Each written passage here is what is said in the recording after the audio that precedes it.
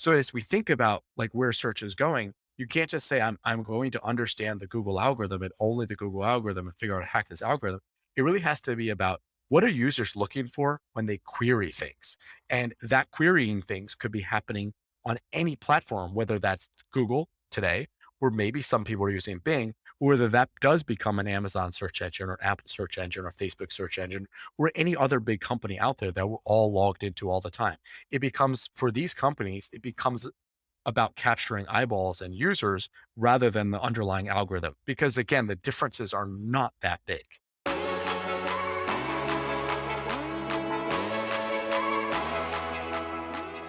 So, man, thanks for carving out time to do this. It is very fun. So for context, Haney is the editorial director and has been running point on everything SEO since he came on board, which was November of some year, I think 2020. Hmm.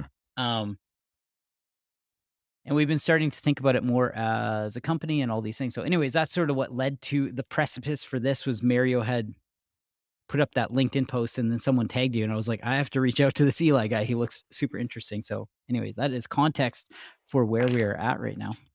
If you want to jump in, Haney, before we actually like jump in, then Yeah, I would say just to kind of set the context for, how we've been thinking about SEO here and maybe the sort of maybe inflection point that we're at, certainly a moment of reexamination, if not necessarily change that I think will, just to give you a sense of where some of our questions are coming from. As a company, we are pre-launch, so we're still in a closed beta, which means we haven't been driven by growth up till now. So really, our SEO has been around our content effort. Like we put a lot of effort into our blog. We try to treat it more like a kind of editorial health publication than a marketing tool. We really don't use it for marketing. It's really just to educate people about this space that we're in, because the sort of premise is like we're never going to sell anybody any sort of products related to metabolic health if they don't know what metabolic health is. And so the goal of the blog and the content is really just purely education. And if you want to think about it through a growth lens, it would be very high top of funnel, sort of category awareness more than even product or company awareness kind of stuff. And so the way we've thought about SEO, the way I've thought about SEO, and I've worked with an agency for the past year, and what I've said to them is, what drives this content, because we are defining a space, deciding what we're going to write based on what people are searching for is sometimes tricky because people don't know to search for this stuff, right? Nobody's searching for metabolic health. They don't know what it is. They might search, why do I get a headache mid-morning? Why do I feel fatigued? How can I cut sugar? Maybe some of these type of topics.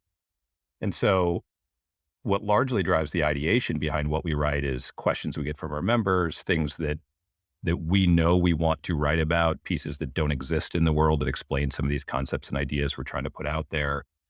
And the way that I then use SEO is like, look, we're going to write this piece, but we want to make sure people can find it, as opposed to the SEO telling us what piece to write to match an existing sort of query that's out there. It's a little bit of a kind of reversal, I think, of the way it's often approached.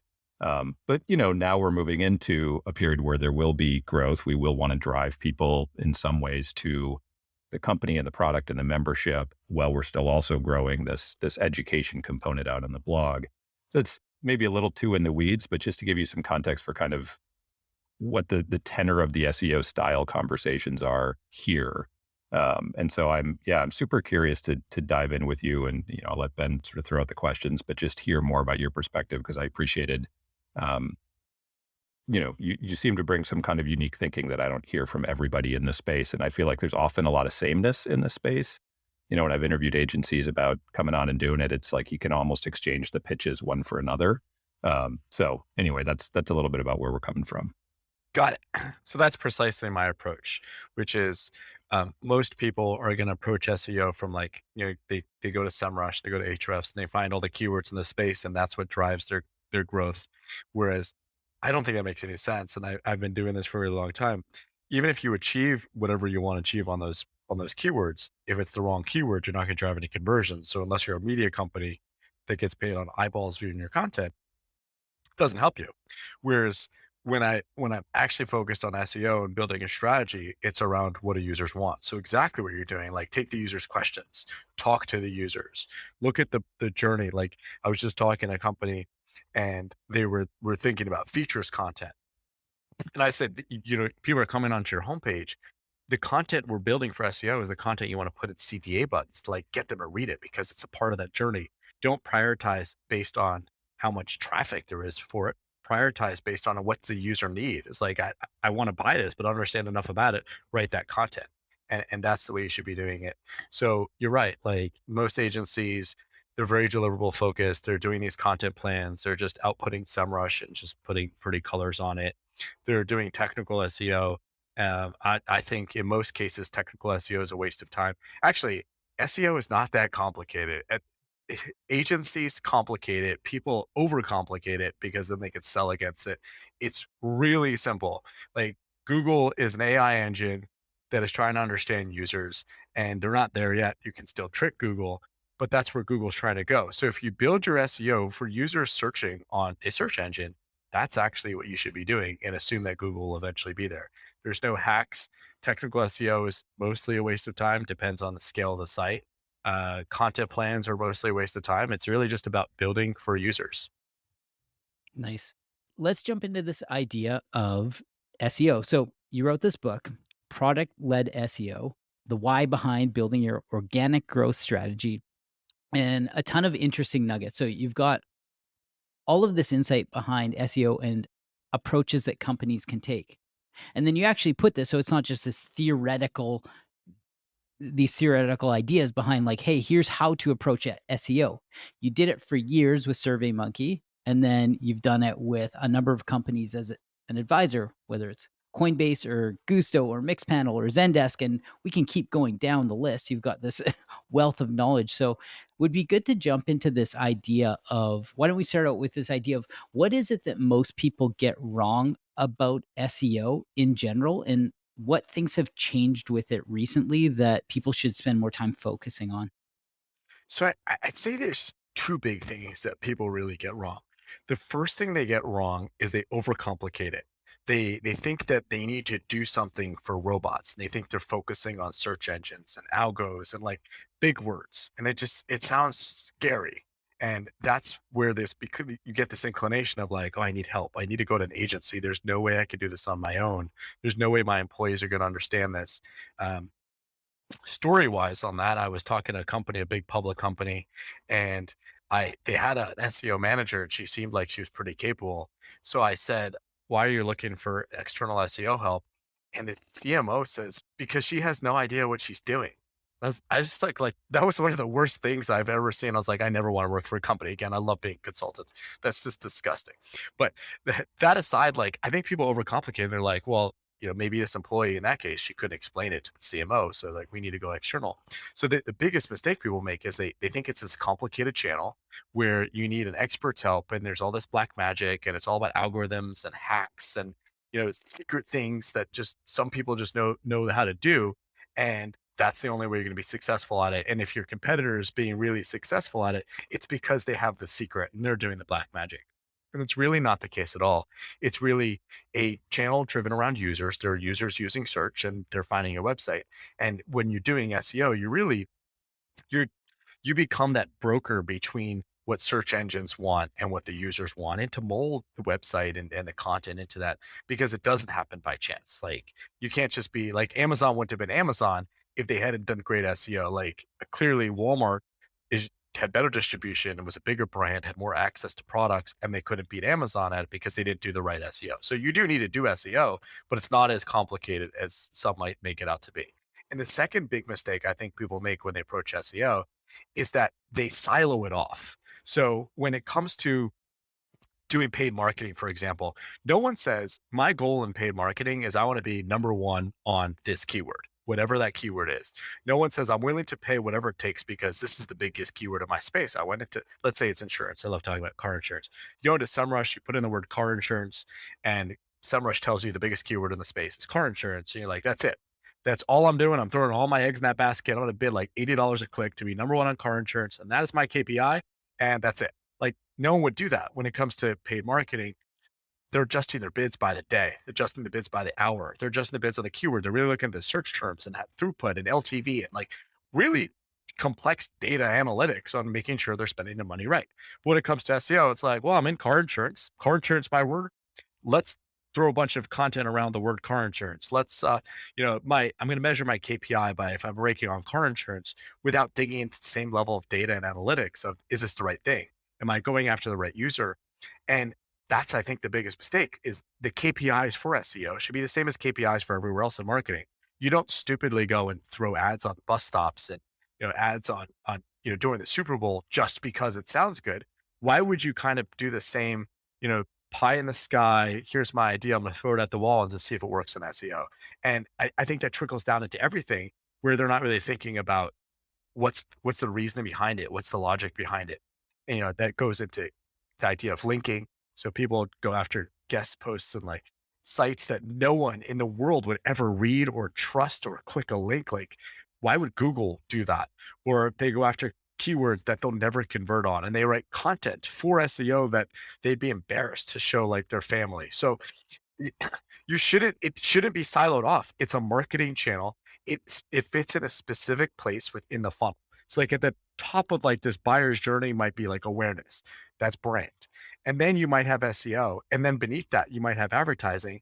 That's what you have to do when you're really coming up with your SEO strategy is like, this is where SEO belongs in my funnel. And how do I find those users instead of I'm going to just do SEO completely different, forgetting the fact that it's a part of a buyer's journey in a funnel. Mm, interesting. We've been doing a lot of stuff, and Haney can provide more color on it. But the idea of our mission is to educate the world about metabolic health. And I love saying this, especially when Haney's here, is to let the world know that metabolic health is a thing, that people can do something about it, and that it actually matters. What that comes down to is educating people, right? So writing a ton of content. And there was one part in the book where you highlighted the idea of really thinking long tail, where you start to just create content and you're doing all of these things from a product led SEO standpoint, that you end up sort of like finding a market. And it's interesting because all the content that Haney's been putting out is it really has that same long tail lens. It's like we're not going after the clickbait article to just like draw people in to drive a bunch of traffic. It's more a matter of like, hey, this thing around, I'll make it up, like flax and PCOS, like there are people that can actually benefit from that article. So he goes and writes it and it's really interesting. But we've got that and you can extrapolate it into like the furthest ends of the earth. And it really felt analogous to what Haney's been doing from a content strategy and then like what you wrote in the book from this product led SEO standpoint. So I don't know if anything to add to that, Mike? Yeah, and I think it really comes down to understanding users and what the user wants out of this. So it sounds like you are understanding the user and you're writing the content for a user rather than writing the content just around there's a keyword for it. And it's funny because marketers, they forget that when they're not being marketers, they're just users. And I love to really focus on the being the user all the time and finding cool insights and then to bring that into marketing. So as an example, I'll give you two examples on this. One is I'm obsessed with Google devices because I think they're good. I know they're spying on me, but they make good products, so it's a decent trade. So every year I get the newest Google phone. I've never owned an iPhone. And I love like using the Google devices because it gives me an insight into like what Google as a company is able to do from like an AI standpoint. So Google just sent out an email yesterday about a new features they're launching on the Pixel 6. So that's their newest phone and they're launching new features. And one of them is they can do live translations in I think French, Spanish, and Italian.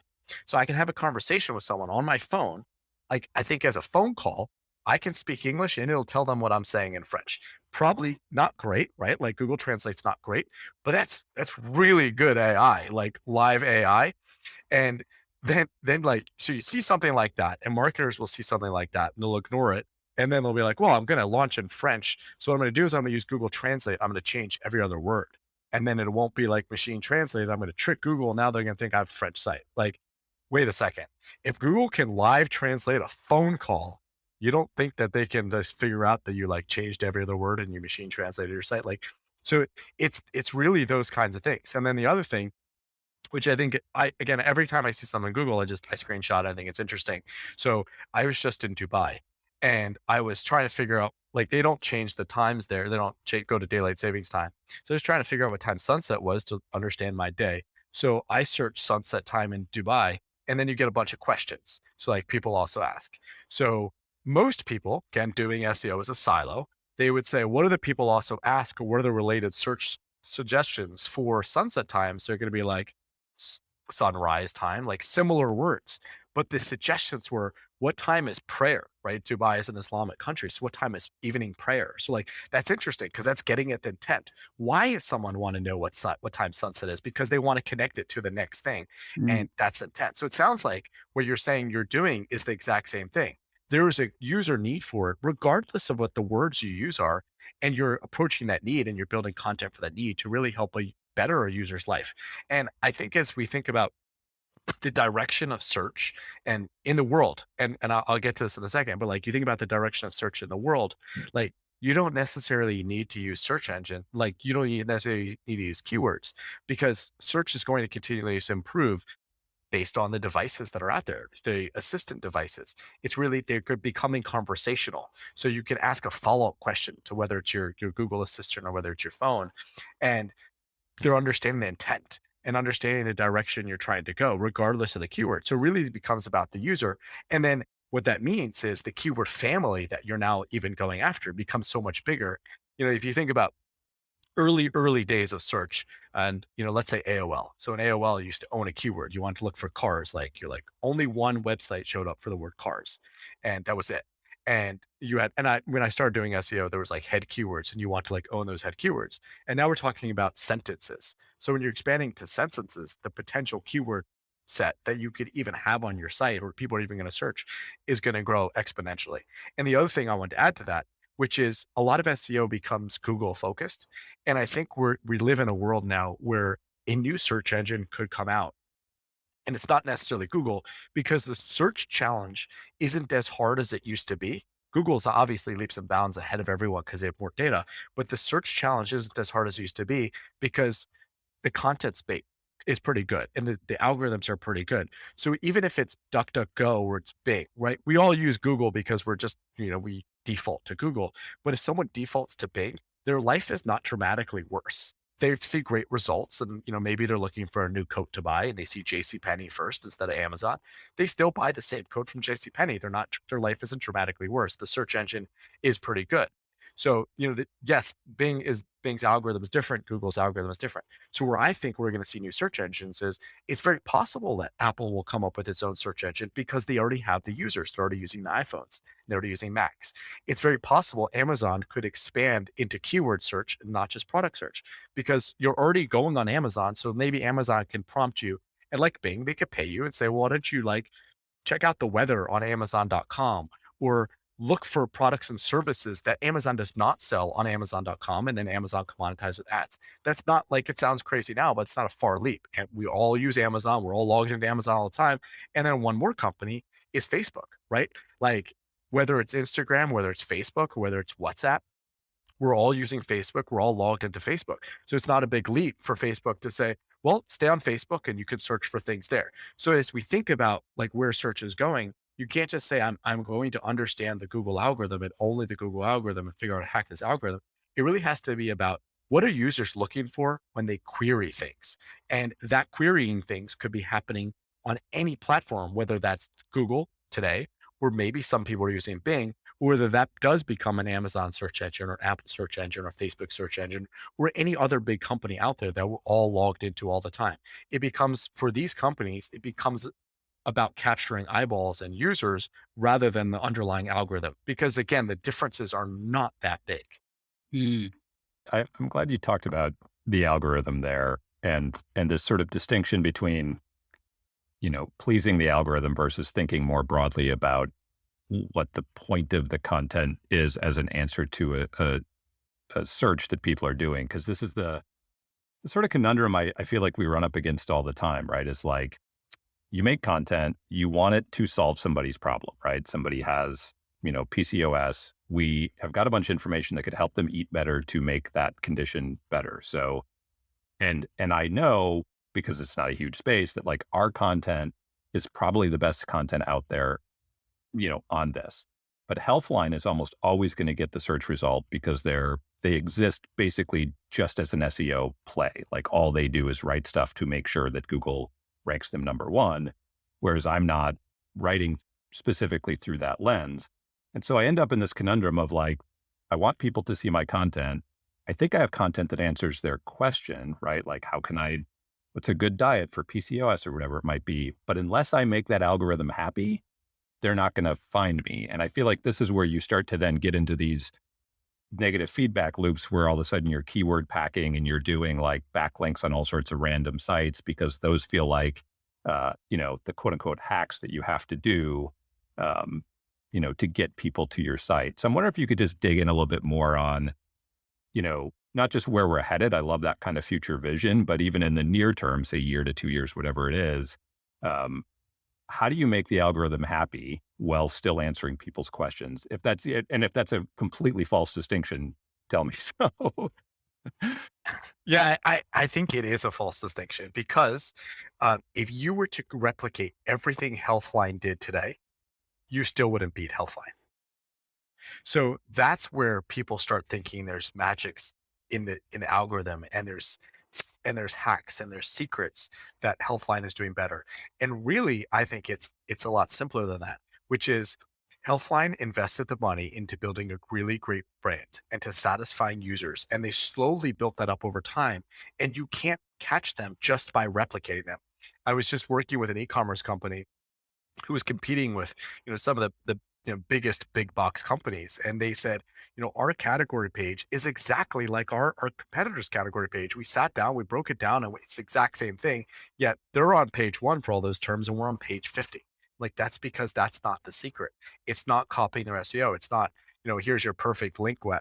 It's really about building that great brand, and then the search engines are looking for it. When they say there's 200 elements in the algo that they're looking for, it's not just 200 elements. Yeah, there might be things they look for, but if they're looking at it in real time, looking at it for users, and there's all these other aspects they're looking at. So if you achieve a perfect score on those 200 elements, you're still not going to beat your competitor. So I would say, don't be the best Healthline you could be the best levels you could be. Like, that's the way I would say, is like, don't chase the algorithm, because chasing the algorithm might not get you the right results. But if you chase the user, you're going after the right user. And, for some of the clients I work with, they're in spaces that the demand is not yet there. And I think that's another big fallacy with SEO, is that people think it's a demand creation channel, that if you put good content out there, all of a sudden you're going to get this magic traffic. And that's not true if no one's really looking for it. Like, if no one's looking for, as you said, flax, PCOS and flax, if no one knows to look for that, you're they're not going to find you. Even if you go and use a rank checker and you're like, hey, look at this, we're number one for PCOS and flax. Like, if no one Googles it, you get no traffic and you get no conversions. So, there was a client I was working with. They're like, we have 6 of the top 10 results on this term. How do we get more traffic? And I'm like, I don't think getting the other 4 results is going to do anything. Clearly, it's not competitive and no one searches this term. So, like, it's really about capturing the demand that is already there, and it's about chasing the user. So if you're chasing the user, the demand is there. If you're chasing the algo, then you don't know if you'll ever achieve it. So I don't think you can ever go wrong by chasing the user and adapting SEO best practices to that. Yeah, and for context, PCOS and flax is a fully hyperbolic example that I had made up, unless Haney is researching it at this time that I don't Well, know. But there you go. So if you rank on that, you will get no conversions and no clicks. it's funny though, because there's a thought around like how much of a growth lever is SEO, but even before diving into that, you brought up this one part in the book that was around the idea of like, well, SEO isn't the silver bullet. Like, have a great product to begin with. So it's like if you're trying to manufacture traffic through SEO and you're selling sand shovels for fruit flies, like something just so absurd, it's like there's probably not a market there, or like people don't care to search for that. And so then it's back to this idea of like how much of a growth lever is SEO, or do you think it really is just like build a great product, build a great brand, have great content, and don't try to, like, in your words, don't try to trick the algo, just like be great at what you're doing, and that is the growth lever. Like, how do you think about SEO as a growth lever? It really depends on the product, the category, and the vertical. So if you're in a B2B category, it's not I don't think it's a growth lever at all, because you don't necessarily have the demand for that B2B product. And that's why B2B companies have sales teams, and they try to get people to see demos and get on the phone and have conversations in person, and you go to trade shows and all that, because the demand isn't yet really there. They're trying to interrupt the potential buyer and convince them they shouldn't be thinking about that product. So those people are not going on search engines and looking for that. Now, if you go into consumer product like e-commerce, I don't think there is a better growth lever than SEO. It's hyper competitive, and you're not going to, let's say you're doing e-commerce, getting people to come to your homepage and then click through 60 different pages to find that specific product is not really feasible. That's where you want to use SEO to find exactly what they're looking for at the exact moment they're looking for it. And your ranking does matter. Being number one for a commoditized product matters a lot more than being number 11 on the second page. Interesting. It's somewhere in between. And like I said earlier, it's really about the user journey in the buyer's funnel. So it could be that you're creating awareness. And I think it's really important to understand where SEO plays a role. So if you're creating awareness, then let's say it's something that you're doing where you're creating awareness about your magical solution PCOS with Flax. Now, I don't know if you sell stuff, but I don't know, someone might not be ready to go all in and become a subscriber or buy. But now you've actually you've cookied them. You can now retarget them. So they're a little bit higher in the buyer's journey. They're a little bit higher in the funnel, but you can remind them you exist. Or maybe you can capture their email address, or maybe you can get them to follow you on social media. And that is what SEO is supposed to accomplish. It's an assist. It's really moving them further down that funnel. And I'm curious about content-driven SEO versus engineering-driven SEO. And I think this might relate back to sort of your thesis around, product-driven SEO. So I'm wondering if you could just dive in and unpack that phrase a little bit more and what that means and how it's different than the way people typically think about this. So I came up with product-led SEO because it seemed like a good name. And but really when I say product-led SEO, it's really user-led SEO. And the product aspect of it is that I think SEO belongs in product rather than marketing. So most companies will put SEO under a marketing team, which means that the tools at their disposal and the levers they can pull are marketing levers. So I can write content, I can get design, and that's about it. But when you put it in product and you're a product manager doing SEO, now you can say, I'm building a roadmap for an engineer. I'm creating a ticket for a designer to go and design my page. I'm going to go now create a ticket for the marketing team to go create content for that. So I think it's more full function, it's more dynamic, and you can really build something more robust than the engineering team already built me a blog, and the engineering team already created a page template. And then as an SEO team, the only thing I could do is populate it. So that's why I call it product-led SEO, because I think SEO belongs in the product side, because as you're building something for a user, you do want to have as much flexibility as possible. So I we're going to keep going back to it because you created it, Ben, but your PCOS for the Flax thing, maybe that needs to be an image. But if you're on the product team, or not an image, let's say it's a dynamic graphic. So if you're on the product team, you can go get the resources to create the tool that's necessary to satisfy that user intent. But if you're on the marketing team, the only thing at your disposal might just be a blog. Like I can just write a title and put some content in it, and maybe I can insert an image, but that's about it. So that's why I call it product-led SEO. Now, going back to your question, Andy, like engineering versus content, it could be either way works. Like content-driven SEO, my challenge with content-driven SEO is it's just not scalable. So if I create a big roadmap of all the content I want to create, then let's say you are trying to be a healthline, it's thousands and thousands of pieces of content. If that's SEO, just doesn't scale. Whereas if you can come up with your engineering-led SEO, that becomes scalable. So you can create, in my book, I talk about Zillow. Like Zillow is one of my favorite examples where they built their initial product spec off of every address that I don't know where they extract the data from, but off of every address that exists in America. So the first thing they did was create a page for every address. And then you can continue to build upon that so it becomes as rich as it is today. Whereas their initial product was just every address in America. and they're getting millions of pages in one fell swoop. Imagine if they did it from a content-led SEO standpoint. They take an address, 123 Main Street, write a blog post. 124 Main Street, write a blog post. Like they would never ever be done, in history.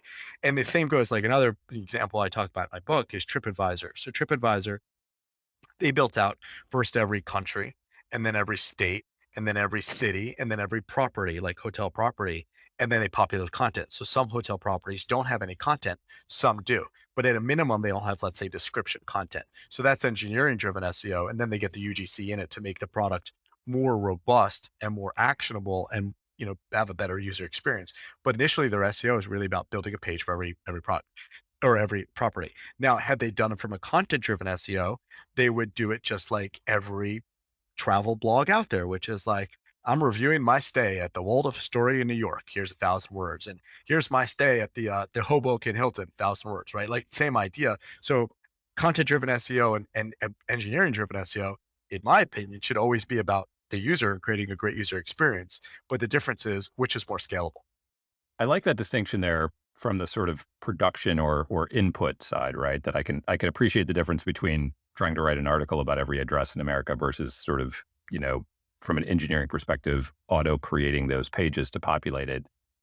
Is there a difference? You touched on the user at the end there. Is there a qualitative difference in the effect that you will get toward whatever your end goal is? Let's call it conversions, um, between those two scenarios. Like, is there an argument that, those are pretty extreme examples, right? But if you're kind of somewhere in the middle and you can create 500 or 1,000 pages of content versus creating 1,000 or 5,000 pages, from an engineering perspective, are those going to get you different outcomes, from the user coming in through those different kinds of pages? That would always come back to who the user is. So let's like apply a specific scenario, which is e-commerce.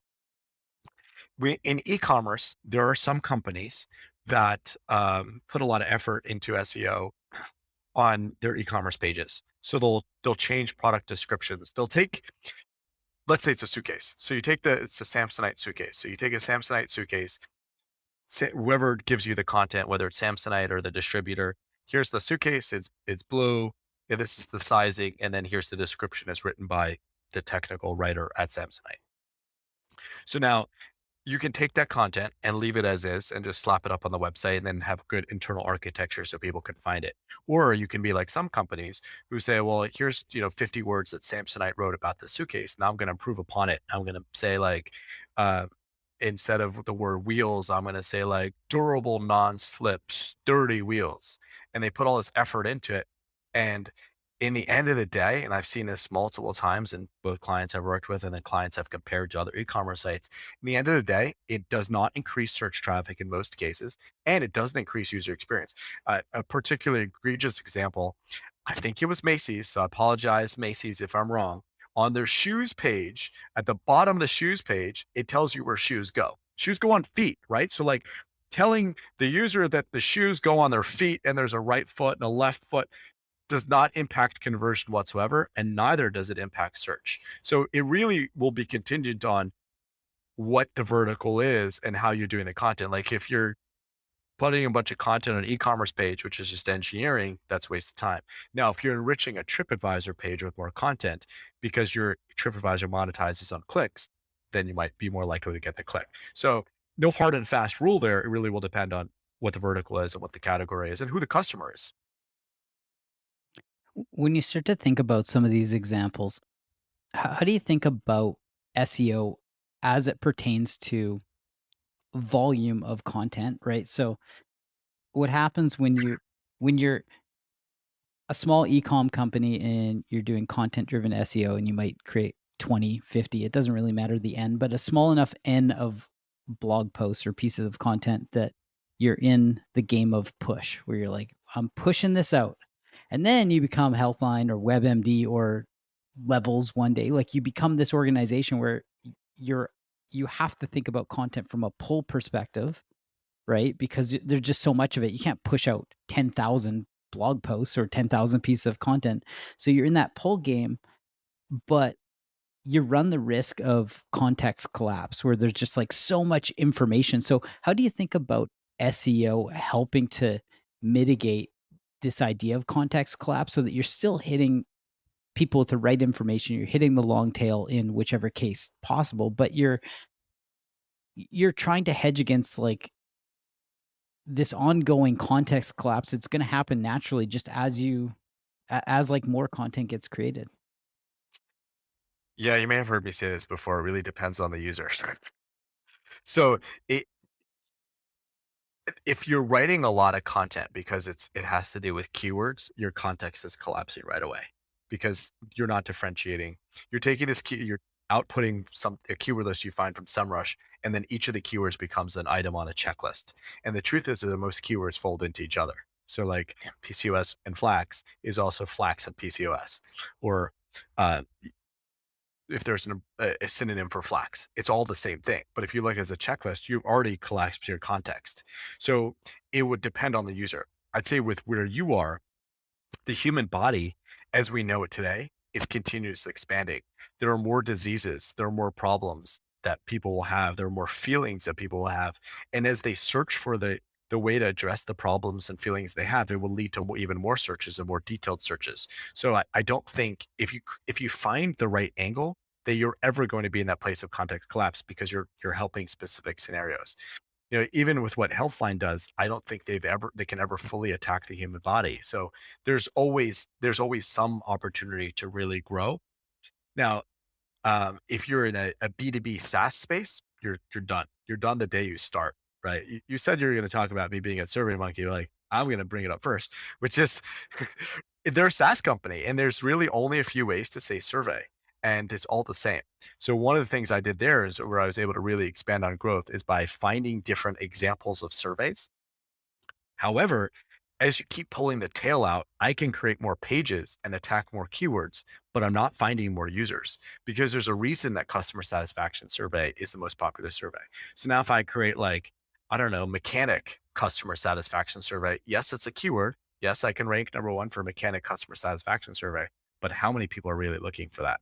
Mm, interesting. There's a thought around personalization, right? Which is what we've been thinking a lot about as a company. It's how do we there's so many like for what people care about when it comes to metabolic health. Like it's just so wide.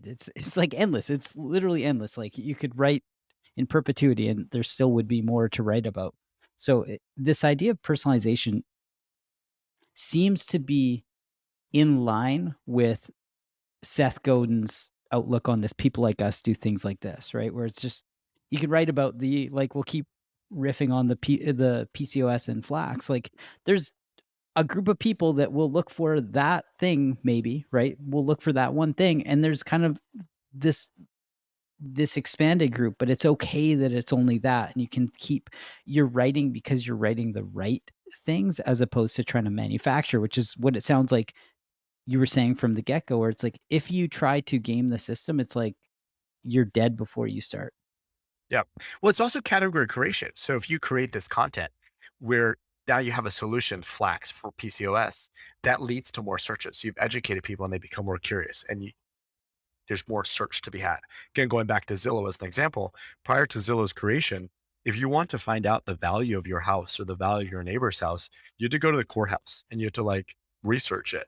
Or I don't even think you could do it. You could find out how much your neighbor paid for their house, and then you try to go get comps from the government and like how they're valuing what they're paying on taxes. And you'd have to create your own Zestimate, right? To understand what your house is worth. Or you'd have to like I don't know, list your house on the market, see what people are willing to pay for. There was no real way to access it. But then Zillow comes out there and you can look at anybody's house value for free. And now you have a lot more searches. You're like, wow, I want to look at everyone I know's house. I want to go try. I do this all the time. Like, when I was living in the Bay Area and I'd go to nice neighborhoods, I'm like, I want to know what kind of block I'm on. Let me grab an address. And it's right. So like, because it exists, I'm going to do more searches. So you're in the same space. You're creating this metabolic health space. You're providing quality solutions to things. And now someone's going to be like, well, what if I smoke flax? What if I eat flax? What if I snort flax? Right? You've all these different, it's just more content. It's so funny. What's that? Uh, What's that journey? I mean, it's really interesting, that idea of sort of building a category. And I love this estimate idea, right? That here's a thing that didn't exist before. They took a sort of engineering led approach to generating the traffic around that. But what does that look like to sort of create the category? Like, there was a moment at which nobody knew you could use Zillow to get this estimate, right? And at some point they had to create that awareness. Um, how does that kind of flywheel work when you talk about creating a category and then creating more search, which then creates more search? How's that flywheel get spinning? Great question. So two things on that. The first is before you go create a category, you need to know it's a problem. So a lot of people, there are a lot of startups that solve problems that are stupid. That like people like only the founder was bothered by it, and then they raised a bunch of money and they tricked the VCs and they solved a problem that no one else really had. But if you're doing this right, you know, like when Zillow was created, they obviously knew that this is a problem. Everyone wanted to know how much the house is worth. They don't want to trust before they listed the house in the market. They don't want to just trust the broker's intuition. There was a data solution for this. So you have to validate that this is truly a problem. Now, what I'm going to say is counter to what most people that do SEO would ever say is once you have a category and you create a product, the first thing you're going to want to do is not use SEO. You're going to want to do brand advertising, going to want to do paid advertising because that is where you start that flywheel of people understanding it. So like in the Zillow example, I look at one value, now I want to look at other values. So you got to get that started. No one's really going to Google for you if they don't know it exists. So you go to those other channels. And I talk to startups all the time and they say, when is the right time for SEO? And I say, not now. Because, in my book, I said SEO is like saving for retirement. You don't like make an investment. It's an 18-month investment. It could be significantly expensive when you can't really put food on your table. So the right time is when you have a buffer, when you feel kind of comfortable. You're like, I'd like to start exploring this other channel. I understand my customers. I have an existing flywheel. I understand what converts and how long my customers stick around for before they churn. Now I want to go invest in another channel. Um, Maybe I'll kick this back to Ben, and Ben, maybe this will inspire a question for you. But the thing I think about all the time, and I know you and I talked about this a little bit, is like, what fundamentally changes in the way that we think about or execute SEO in a post-launch world, right? When it's not just about driving eyeballs to education, but in which we actually have, other kind of metric targets that we want to hit. We want to bring people not just to a blog post, but maybe to the homepage, to become a member, to learn more about our products. How do you think about that, and what kind of questions does that lead to for you? Yeah, it's one of the things. So this is what Haney and I have been talking lots about is the idea of should we ever deviate from this lens of education? So there is merit in driving traffic to drive conversions. But then we get away from our mission, like we start to play a game with ourselves. And so if we hold steady and we say we are not going to deviate from trying to educate the world about metabolic health. Let's create the longest of long tail of pieces of content that you can start to get all of these people in and interested. It also comes back to this idea of focusing on perennial content versus ephemeral. Like when you were talking about, is there a world where Apple or Facebook create a search engine, or Amazon? Like maybe there is. Walmart too. I mean, Walmart is a search engine right now as much as Amazon is. Um, and all of those are search platforms, but the way they're going to be indexed is totally different. So we started thinking a lot about all of our pillar content needs to be perennial and needs to be created for the platforms where perennial content can exist.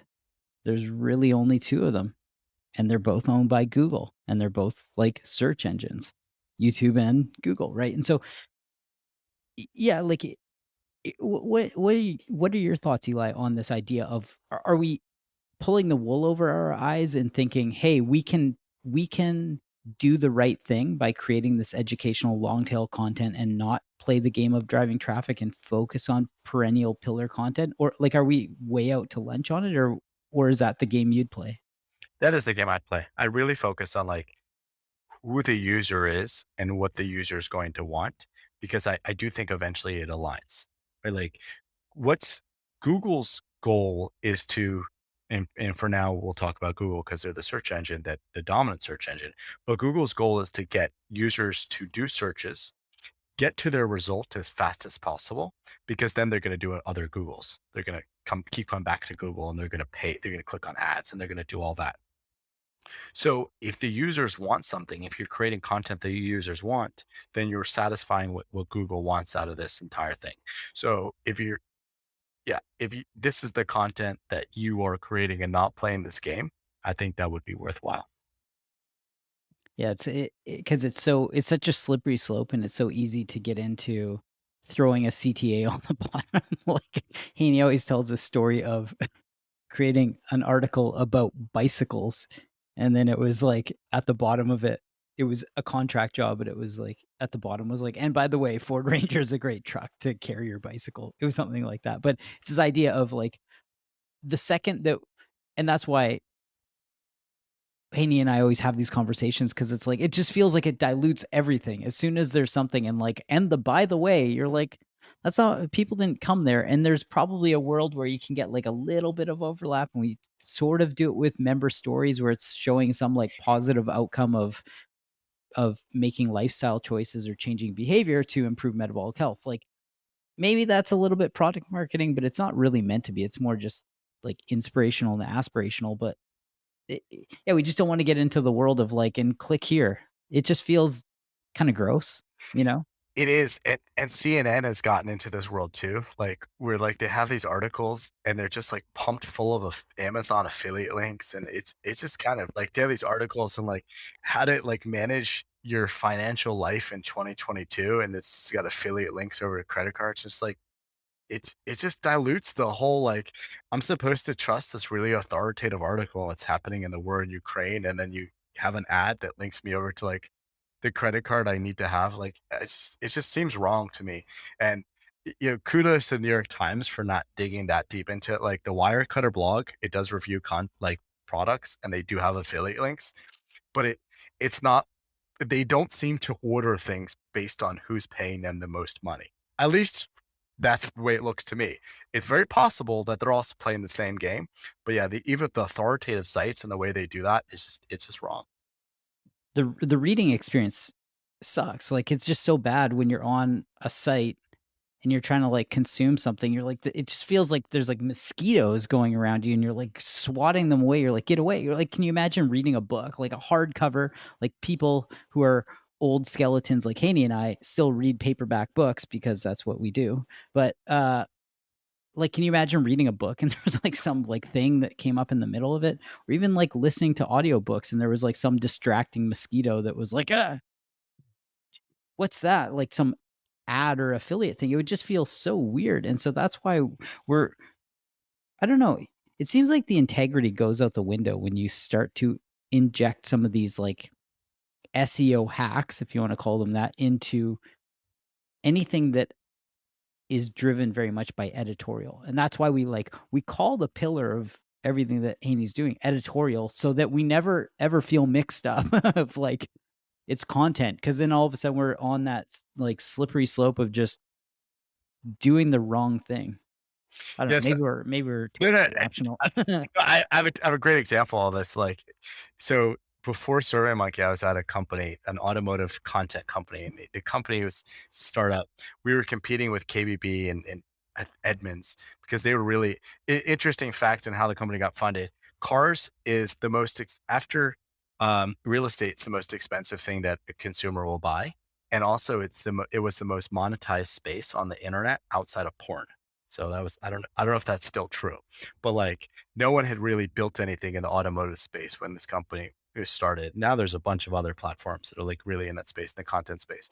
So when I was doing SEO and I was focused on the keywords we want, the word Chevy, I always wanted our editorial team, they were journalists and they were automotive journalists. I'm like, you got to say Chevy Camaro. No one's like Chevrolet Camaro. And they're like, I can't say Chevy because it's called a Chevrolet. Like that is the official, like we've got like GM says it's called Chevrolet. And I'm like, but no one searches that. Like today, it doesn't matter. Google like has combines those things. So I do think you want to like balance between like good editorial and good user experience.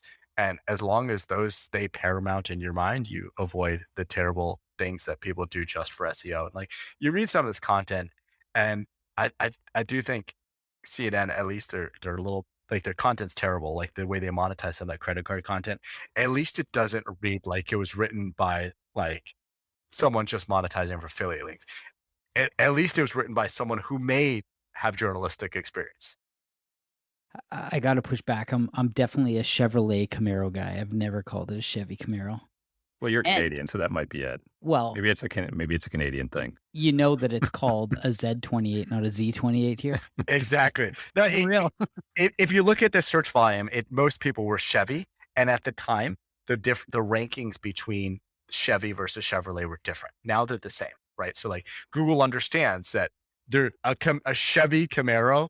It doesn't matter whether it's Chevrolet Camaro, GM Camaro, it's all the same because it's user intent. That's what you're looking for. So they're not really going to differentiate. Now, if you did say like, um, if you put something else in there that indicated you wanted different results, Google would change results for you. I can't think of on the fly what that would be, but that it becomes all about user intent. Like that example I gave with like sunset in Dubai, like there's a reason you're looking, so therefore they give you that, and they're not going to be like, well, you searched for Chevy Camaro, you must not be a Chevrolet Camaro type of person, so we're going to have different results, right? Love it. I'm wondering if I could sort of lightning round with you on a few of these. You mentioned at the very beginning, a lot of technical SEO stuff is kind of a waste of time. A lot of this stuff gets overcomplicated. So I want to just throw a few of the kind of terms and hacks and ideas that get Page speed. that Sucks. get brought up. Okay, page speed is a good one. Backlinks, do they matter? All right, so I'm predicting you got page speed, you got backlinks, and then we'll do something around internal linking. Is that what is on your mind? That's one of them. Okay. Featured snippets is a big one. All right, awesome. Okay, let's lightning around them all. All right, so backlinks. Going back on the previous thing we said about like crappy content. When you look at some of the places where people focus on their backlinks, no one in their right mind would ever read any of these websites. It's like you go to the ones like I've seen this like, hey, we hired this agency and they got a bunch of backlinks. So I'll go check the backlinks. And I'll go, it's like, let's call it like credit cards 22 for people in America.com, right? That's the website. And you go to it and you're like, there's an article about like the best vest to put on your dog. And then there's like, flares that you could put in your car. And it's like, this is the latest news. And like, we got a backlink. I was like, for this garbage website that no one in their right mind would ever read. And Google's smart enough to be like, the connection between flares and credit cards and dog vests is non-existent. So this website is garbage. And it doesn't matter what domain authority is because they can fake all that. Like, it's just worthless, right? You buy a domain and you backlink it. So I think backlinks are valuable in the context that Google wants backlinks to be valuable, which is if you're a news site and you get a link from CNN, that's a good vote of confidence. If you're a health website and you get a link from a hospital or a university, that's a good backlink. But if you get a link that's out of context, I don't think it matters that much. And that's the AI that we see Google driving towards. As an example, when I was at SurveyMonkey on 3 occasions, I got links from what many would be considered to be the holy grail of backlinks, which is whitehouse.gov. So, 2 of the times were because some of the cabinet members stole content from SurveyMonkey's blog that like said good things about the Trump administration. So they just verbatim took it, links and all, and it did nothing. I saw no impact whatsoever from those links. Like, yes, that's a DA 100 or whatever it is. It's the White House. It doesn't do anything. So I think like links on the face of it, they're really each link is evaluated. It's like, how does this link really give a vote for something? And you don't know. So going back to your earlier question about like you want to be like Healthline, you don't know which link matters or which link doesn't matter, or which link matters for which query or which doesn't. It's not this like fixed. This is the way it works. Like, oh, you have 10 links and all these links matter. No, you have 10 links and they matter for that query. And this query doesn't need links at all. It's not, it's totally different. Great. So how about page speed? Page speed is the same thing, where it comes down to the user and it comes down to really approaching this with a logical lens, which is Google's priority is that they want users to have a good experience. So if you go onto Google and you do a query for something and then you click the first result that takes 10 minutes to load, you're gonna be like, there's Google's broken. Like I clicked it, it didn't load the page. So Google's going to remove that result from mobile search or if it's someone's on desktop, if they're on a very slow connection, which is unlikely today, right? So Google will remove it, but it comes down to having a baseline. So the baseline is like, this is the baseline. It's, half a second. If you're faster than that, you don't get an improvement. You don't get higher rankings. If you're slower than that, you'd have to be significantly slower, but you have to be significantly slower than all the competition, because if all the websites are slower, then you're meeting that baseline. So you're only really going to get removed if you have this terrible experience. So for some reason, a lot of SEO agencies focus on this like page speed thing because it's the only metric within SEO that you could be red, yellow, green, too fast, too slow, kind of okay, or you're good, right? But it doesn't really matter. If you improve on page speed on most websites, you're not going to see that much difference. If it's a hyper competitive result, say you're in a travel space and you're Kayak competing against a bunch of other travel sites, maybe that fraction of a second matters. But for most websites, not something worth focusing on. There was a company I was working with where their agency had told them to focus on page speed, and they had priced out the page speed improvement at like $2 million. I was like, you're never going to see a cent of that back. And like you always say, doesn't matter how fast your pages load. Bad content is bad content. Like you either Exactly. you either have a good product or a bad product. Like it doesn't matter. It does matter. Like you want it to be, you don't want it to be totally sluggish, but like doesn't matter how fast it is if it's not great and it's not helping a bunch of people. Exactly. I mean, I was working with a company in the car rental space, and they were competing against Enterprise Rental Car, Enterprise.com, and they had a page speed score on Google's thing, page speed, I forget what it's called, of 1 out of 100, and Enterprise seems to do quite well. So it doesn't matter as much as people think it does.